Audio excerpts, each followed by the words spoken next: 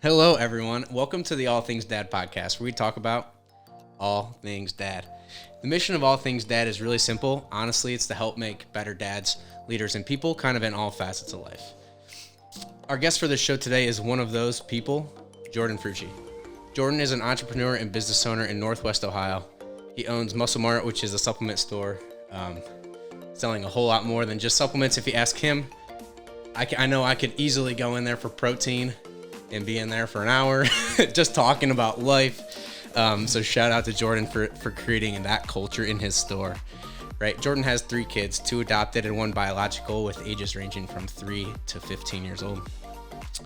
We're going to talk about a lot today, right? So mental toughness, discipline, self-accountability, masculinity, cold plunging, bodybuilding, whatever else we get into. Welcome, Jordan. Thanks for having me. I appreciate it. I'm going to kind of turn this down here for a second. And so we just were talking about how can we kind of wrap this up and tie this all together. And I think the greatest place for us to start to just dive into all of this is the cold plunge, because if you're, as you guys are watching, still a little shaky. I did put Jordan in a cold plunge for the first time today. So we're like, first time. we're like still warming up. But I do want to talk about that, because what better way to talk about like mental toughness, dedication, discipline than doing that? Because that is, when you do that, like the mental buildup sucks. It's terrible. It was. I was nervous to come to the gym today. Slightly. I was like, fuck, I gotta do this. Yeah. Like, just don't be a bitch. Let's get in and let's go. Right. And I think, we talk about, like, can I be extraordinary for 5 seconds? Or like the thought process of like, I just need to do that. Or you talk about how that falls into like self-accountability of just like, if I can do that, if we do hard things, like we can do anything. So 100%. what was your mental mind frame as we were going outside to get in there? What were you kind of thinking? I don't know. It's like, well, I'm about ready to do a podcast about mental toughness and everything. I'm like, well, if I show that I'm like scared or nervous to get in, I'm like, well, I don't. That's not very manly. So let's just cut to get in and let's go. Yeah. Yeah, it was actually pretty cool. Enjoyed it. Yeah. It's kind of one of those practice what you preach things. 100%. Right. I know I was laying downstairs last night at probably 7 or 8 o'clock, and I hadn't done it yet. And you just sit there and you're just like, oh, it's like, I kind of relate it to like having that hard conversation, like with your wife or with your kid or something. Like the longer you let it fester, the harder it gets. Yeah. And that's what it was yesterday. Is like, I was sitting there, I was like, oh my God, I don't want to do this at all. But like, how do you feel about yourself then, knowing that like my goal is to do that every day and I didn't do it? And it takes 3 minutes. It's so fast, right? I mean, we have like, once a thought comes to mind, we have 3 seconds realistically to make a decision. And after that, it gets harder and harder. So if you think about it, just fucking do it and you'll be all right. Yeah. Well, I think that's kind of funny and bridges a gap too. Cause when we talk about like the difference between like being confident in something and having courage to do something is, confidence is really like acting like you can do something that scares you, while courage is like actually doing it. Yeah. Right. So we can be confident in situations, right? But I think sometimes we need to be courageous too. Just like, like sometimes we need to practice what we preach. Mm-hmm. Anyway, it was a cool start. So anyway, for you guys out there, if we're like shivering or talking funny, still core temperature is warming. Yeah, for sure. Yeah. So that is has been one of my goals. So we talk about like setting goals and being disciplined to achieve those goals has been just that, like that cold plunge thing. And I've been trying to do it in the morning because I tell myself if I can get up and do that, then I can do anything else that day, because getting out of a warm, comfortable bed into that freezing tub is terrible sometimes. But what are some of your thoughts on setting goals, and do you set goals or do you not? Like what are your thoughts on that? I don't know if I necessarily set goals now, but I have expectations. Okay. So what's the difference for you? I think I originally had goals. My original back when I started personal development or trying to make more money or anything like that, I just originally just wanted a Tacoma, a basic truck. And I dreamed about it and thought about it, worked towards it for 5 years. And so that, I mean, yeah, that was a goal. But now I'm past that, and I'm like, now I just think about raising a standard of living. It's no longer goals. It's like, not so much I always want more for myself, and I do, but it's like, we need to raise our standards as a living, as one, as men, but also as a country as a whole. Like, I think our standards have gotten so low over the years. This bare minimum shit doesn't do anything for anybody. So, yeah, I have goals, but at the same time, I don't. My goal is just to truly be better, like, year after year. It's not every day. I don't get better every day, but year after year, I get better. Yeah. I think you bring up a lot of valid points, because if I sit and think about goals, to me, a lot of achieving goals is habit changes. It's not necessarily like saying that I want to lose 40 pounds. It's because, like, there are a lot of ways to do that, but like, what habits do you need to change to lose 40 pounds? Do you need to get up an hour earlier and go to the gym every day? Do you need to hold yourself accountable to eating better every day? Yeah. Do you need to, like, what habits do you need to change? Do you need to stop snacking on chips at 4 p.m. every day? Like what habit do we need to change to achieve the goal, instead of just like looking at this huge thing and being like, because I think changing habits creates a roadmap for how we get to true change, which would be your New Year's resolution or your goal or whatever whatever the case may be for you. But to me, it's like, it's changing that habit. It's like, I need to train. Like, I want to gain 25 pounds. Okay. I need to get stronger. I want to gain 25 pounds. It's not like, yeah, there's going to be some nutrition components to it, but you're probably going to need to train harder at the gym, right? So it's that focus, every rep, every set, about like, and then holding yourself to that. The accountability. Yeah. How do you hold yourself accountable? Or do you? Or is it more like inside your own head? How does that work for you? Because that's completely different for everyone. Yeah, I would say leading by example is how I hold myself accountable. I can't expect someone to want more for themselves if I don't do that first. Yeah. And then, so that's with business, my wife, my kids, it's the same thing. So I have to go do all the hard shit before I can expect someone else to. I completely agree. That's where it comes from. It's like the same thing with the cold plunge. Yeah. Like, I didn't want to get in today, but I'm really glad I did. I enjoyed it. Yeah. I'm still a little trembling from it. I know. But yeah, it's like, that's how you improve. It's just, I want to be the best, truly the best version of myself. So people can, when my kids, this gets kind of deep. It's two things. I heard somebody was saying the other day, it's like, why do kids like look up to people on YouTube or athletes?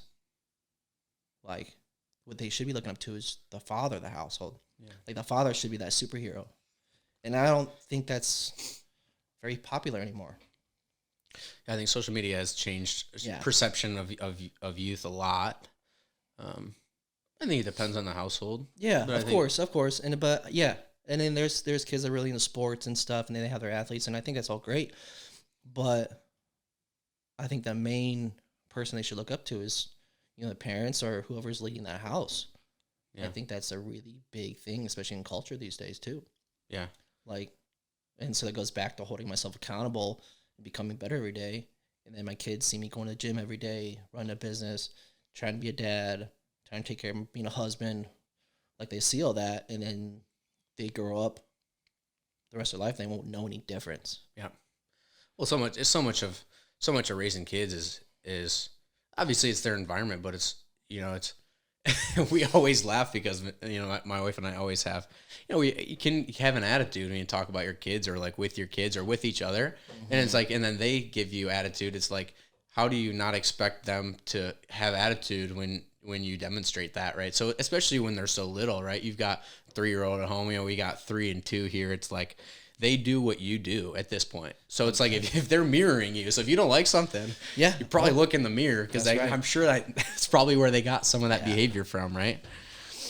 But yeah, I don't know. But I think when we talk about the cold plunge and self-accountability and some of that stuff too, it's like, it's hard to do that and it's hard to do hard things, but how do we get better if we don't do hard things to kind of tie that all together? So anyway, so talk a little bit about that. And then talk with me a little bit about like what discipline is to you in terms of like achieving goals and changing habits. Ooh, I would say the discipline part is like the only thing that we can really helps us improve every day. Like if for me, I'm still trying to put on 20 pounds yet. And the discipline part would be if it's just a grain of rice that's left over in that container, like discipline part is finishing that last piece. Like even though I'm full and I'm disgusted with myself, and it's meal 6 at 9:30 at night, I'm just fucking tired of eating. Like the discipline is, guess what? If you want to get fucking bigger, you got to finish your food. And so like whether I want to eat it or not, like the discipline part is finishing that food. And then so doing that every single day, whether it's going to the gym, it's whatever, like those little small wins will lead up to very huge wins years down the road. Yeah, and I think that's the hardest part too. Is everyone wants we are currently in a society like that has happened over time, right? Of people that just want things now, right? Right. I mean, so do I. Well, yeah, we all do, right? Do, but but it's like those things do take a lot of time. Like we talked about earlier, you talk about someone who I think the epitome of discipline for me is someone who is in great physical shape. Yeah, because that doesn't happen overnight. That doesn't happen in 6 months. That doesn't happen in a year. Yeah. That takes years and years and years of discipline and dedication. Have they missed a couple workouts in those years? Probably. But that person is super consistent. Yep. Has really put their foot to the metal in terms of like being a better person physically, so they can also be a better person mentally. I think those two are so intertwined. And I think that's almost taboo to talk about today because there's like this body shaming is so huge and all of that. So when we try to talk about like how do we talk about these things exclusively when they're not, right? Because again, I think of the epitome of discipline is someone who's in great physical shape. That person's disciplined. Yeah, 100%. And do you have to be in perfect shape, or it's just? I think as long as you're trying to continue to improve, whether you're gaining weight or losing weight, it is like it's also a reflection on the inside too, the headspace and like a total body of being healthy. Mind's healthy, typically, and your body's healthy. And so I think when those two things are like in line, everything else will kind of fall in line too. Yeah. So I was listening to, when we talk about discipline, I listened probably a week ago. I listened to the Jocko podcast, and I don't know what it was on, but they were talking a little bit about discipline in that episode. And what they said is basically discipline comes when you make a decision to be disciplined. Yeah. Like no one else can do anything for you. No one can lift that weight for you. No one can make you put down that donut. No one can make you eat that last bit of food that your body needs, that protein to meet your goals. Like no one can do that for you. So it's just like, that's how they define it. Like it comes when you make a decision to be disciplined. Doing what you say you're going to do. Right. Or doing what you know you should or shouldn't do. But on a very small scale, every single day, year after year. Yeah. Like it's not one time a day. It's none of that. It's literally every little thing. Whether it's, it can be even something super stupid, the way you sweep the floor. If you if you're sweeping whatever in your house or my shop or whatever, and I choose to not sweep underneath the shelf completely, but I'm like, fuck it, I'll just get it next time. Yeah. Well, fuck it, I'll just get it next time. Like, and eventually there's going to be a problem. Right. Maybe a customer sees it. Like, oh, this is looking kind of grungy in here. Maybe he's not, doing so well. Or maybe he's not. Yeah. Well, maybe it's not a big deal at the time. But 6 months down the road, it could be a problem. Maybe I might lose a customer of it. Yeah. And I think that's probably a far, but at the same time, is it really that far? Yeah. To think? So if we look on a really small scale and you take care of that small shit every single day, the big stuff is never usually a problem. I don't have bad days. Yeah. Or like bad weeks. I may have a bad moment. But I think that's where that discipline comes in too. Yeah. So as you're talking about that, it makes me think about something super interesting. So you talk about like every moment, and it's just, obviously this is completely, we're just kind of talking, but I had, I was listening to, he's a leadership speaker. His name is Drew Dudley. He has a book that's called Day One Leadership, and it's basically about like treat everything you do like it's the first day you did it. 100%. Like hit it with the passion and the intensity that you did on the first day. Date your wife like it's the first day you met. Pursue your professional goals like it's your first day of trying to figure out how you need to get to your goals. Like instead of getting comfortable, it's like hit everything as day one. And one of his that's hard. It is. And one of his it takes a lot of energy to do that. Yeah. But in this book, he talked a little bit about personal values and how do we tie every single thing we do every day into what are your personal values? Yeah. Do you value discipline? Do you value self-accountability, or do you value laziness, and do you value what's easy, right? Yeah. And his question that he asked, so he came and spoke at UNOH a few months ago, and I saw him speak in person. Awesome. If you guys have an opportunity, I am going to name drop Drew Dudley. Day One Leadership, the book, and him in general, he was a great speaker. Yeah. Basically, he asked you the question. He said, seriously, think about this. If you had someone follow you around every moment of your life for 30 days, they knew everything you did, every text you sent, every bad moment, every good moment, everything you did for 30 days, what would they say are your 3 values? And do those 3 values line up with what you would say your values are? If not, then there's a disconnect, right? You're either so to me, like, that was a super powerful moment because you actually sit back and think about that. Like, what would someone say? Like, did you do something that month that wasn't honest? Did you do something but you're going to say that, oh, I value integrity? Like, no, you don't, because you didn't act like it. Yeah.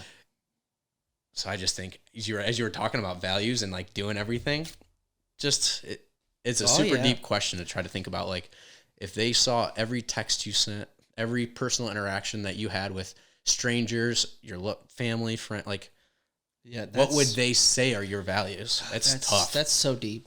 Really, yes, it is. Because I mean, if you think about anything, like, am I truly doing, like, when people say, or when I say, like, I'm doing the best I can, like, are you really doing the best you fucking can? Yeah. Like, and most of us are. Let's be realistic. Like, I think at days and maybe some moments, there's 100% effort there, but like over a course of a year, mm-hmm. did every single day you did your best? Probably not. Right. Did I slack on some meals, or did I slack on a couple of reps? Did I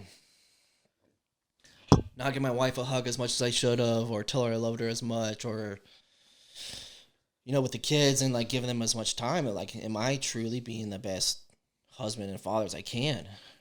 And that's a tough road, especially if you're trying to excel in your career. Like, I know a lot of people talk about fucking balance, and I'm sorry, there is none. There is none. If you want balance, you will be a very average person. If you're okay with that, and I think that's fine. But I'm not. I don't want to be average. I don't want to be the standard dude. Like, and I am an average person. But the mentality and trying to become better and holding yourself to extreme accountability, like extremely, Yeah. It's hard. It is hard. You can go down. I don't want to say you can spin out of control, but to a point, like you can get very down on yourself too. Of like, you look about all those times that you could have handled a situation differently. I mean, we probably all have a moment every single day that you can self-reflect. And I think the value is that some people are strong enough to self-reflect and then be like, wow, I did that incorrectly. And there's some people that are not like that. And we talk about trying to be better. I think that's a huge part of that, right? Is you have to like evaluate like, when I acted like that, like, wow, that was super inappropriate. Like that looked so selfish. Like, why did I do that? And then be able to be like, go apologize for that moment and move forward and learn from it and not do it next time. I think are some of the keys. I was trying to find a quote as you were talking about work-life balance, because I know like in today's day and age, like everyone tries to do the best they can to create this work-life balance. And I saw one literally this morning and I can't find it. But anyway, it was good. Yeah. I mean, yeah. Is there, I think if you're working a normal 9-to-5 job, you're there just for a paycheck. You live for the weekends, and I think you can find a work-life balance. Yeah. If that's what you want. If you want the standard of, and I don't mean this in a bad way at all, because sometimes I wish I thought like that too. I wish I was happy working a 9-to-5 job. But I'd always 2 to 5 years, I'd always like, the fuck am I doing in my life? Yeah. I don't even know. It's just like, well, I think I've never had that mentality of like, I don't know. It's not even a mentality. I've never really found a happiness of just doing the same shit every day. Well, you talk about being an entrepreneur and like doing your own thing and having the mental aptitude to be able to like say, you know what, I'm just going to go on my own and do that. Yeah. That in itself takes so much motivation and energy and discipline. But it speaks volumes to like, I'm just gonna create what I'm gonna create, and I'm gonna do it my way. And I think your self accountability is 10 times higher than if you just go to work for someone else, 9 to 5, 8 to 4, 6 to 2, whatever the case may be. Yeah. Right? You're just doing a job for someone else. Yeah. But I think the sense of accomplishment probably is 10 times higher too, because like I did that 100%. And then knowing like that just one conversation I could have with somebody, I may lose a customer. Yeah. So judging myself extremely hard. I mean, I have to. You have to. I mean, like, I'm there at the shop every single day. I don't have employees, so if I'm having a bad day, like, the customer doesn't need to know, but sometimes, I'm not as talkative. I'm not as happy, And that's it. I don't know. It's hard. It's hard. But everyone's allowed to have moments like that, right? Yeah. So, and that's where we talk a little bit about, too, if we get into, like, masculinity, like, mask this versus toxic masculinity, like, what delineates the two? Because, like, in today's world, those are such big hot topics about being masculine is this ability to buck up and mask your emotions and not share emotions and not tell people when you're having a bad day. But then the counter effect of that is like, now people think you're a dick because you weren't nice. Yeah. But really, like, you're just going through a rough patch, and everyone's allowed to do that. Right. So it's like, how on earth do we delineate those two things? Like toxic masculinity. So definition that I found kind of as we were preparing for this was an attitude or set of social guidelines stereotypically associated with manliness that often have a negative impact on society. Yeah. I thought about that.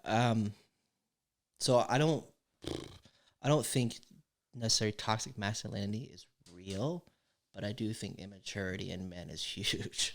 Right. I think so. Yeah. So I think we're cohesive. Yeah. So like being a mature man, like just puffing your chest up and want to fight and no problem, you know what I mean? And being arrogant and loud, and those things are childish.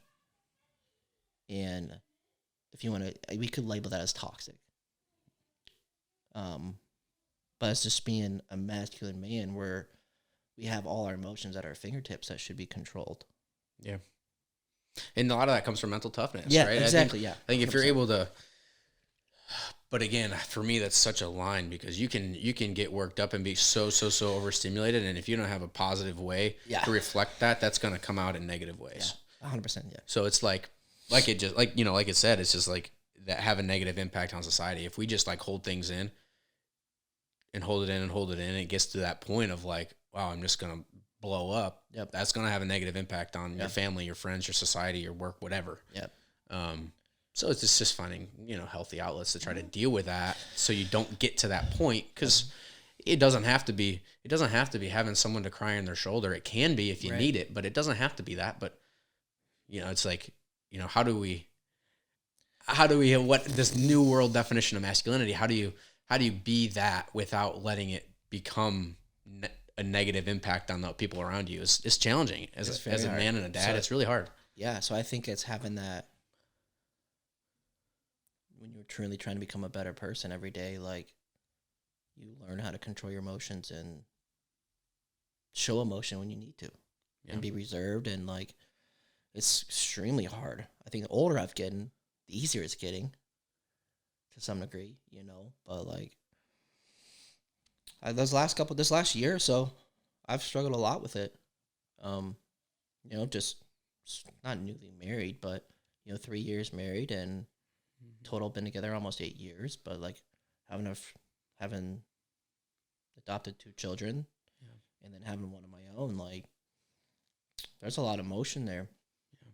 Now, how do you control, like, if you like didn't have a great day at work, at the shop, like how do you personally walk in the door and not take that out on everyone around you? So trying to live in the moment as much as possible. So when I'm at work, I try to be at work. And then when I'm at home, I try to be at home. So the drive from work to home, like, hey, dude, you got to get your shit together. There's people at home that rely on you. And as men, I do think we are supposed to be the strongest, mentally tough in the household. Right? And so part of that is owning your shit and like, hey, man, it's just a rough day. Get the fuck over it and let's handle your shit, you know, which is taking care of your wife and your kids.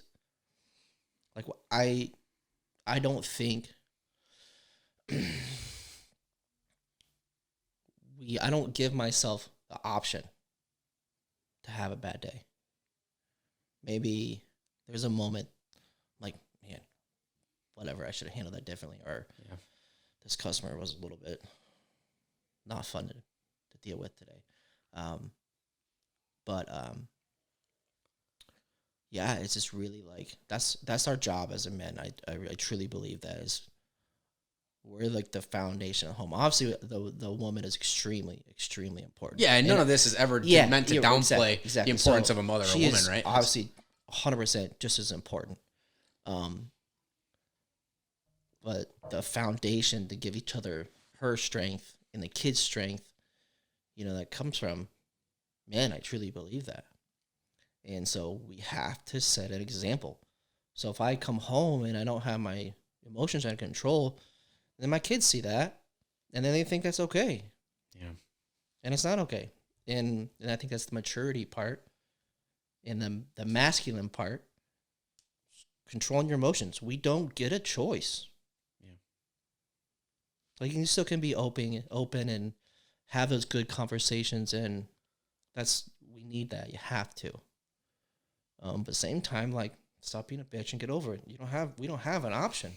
Yeah, there's pieces to it from both sides. Yes, 100%, right? So. 100%. But like, to get down the nitty gritty part, that's just the way I think how I deal with it. Just get over it. It's one day, it's one moment, whatever. Like, whatever. Yeah. I'm not gonna let 5 minutes ruin the rest of my life or ruin an evening. Because if I come home with a shitty attitude and then that energy in the room is sucked out of that room. Yeah. And then the whole house feels it. If you guys ever been in, you know, if you're not getting along with your wife or girlfriend or boyfriend, whoever's listening, you know, like, that you can feel the energy in the house. Oh yeah, it's a seismic shift. Yeah, and so if you can